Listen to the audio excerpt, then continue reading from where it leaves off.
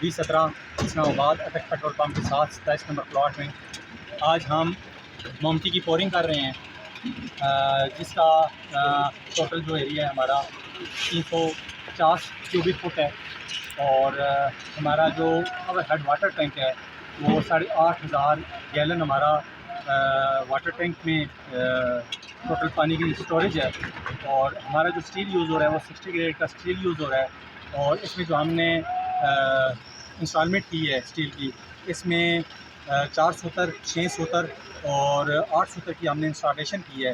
اس میں ہم نے سولر پلیٹوں کی جو ریکوائرمنٹ کی کلائنٹ کی اس کے حساب سے ہم نے پہلے ہی پلیٹیں ہم نے انسٹال کر دی ہیں، تاکہ جب بھی ہماری انسٹالمنٹ ہو سولر پلیٹوں کی تو ہمارے لیے دوبارہ ڈرلنگ وغیرہ اور قسم کی زحمت وغیرہ نہ ہو۔ اور جو ہمارے ہیڈ واٹر ٹینک ہے اس میں ہم نے 2 جو ہیں مین بور رکھے ہیں، تاکہ ہمارا جو ہے اندر ورکنگ کرنا ہمارے لیے آسانی ہو۔ اور یہ آپ اوپر دیکھ سکتے ہیں ہمارا یہ لفٹ کا ایریا ہے، لفٹ کے اوپر ہم نے 4.5 فٹ ہائٹ میں جانا ہے جو ہمارا ورکنگ ایریا ہوگا۔ اور اس کے ساتھ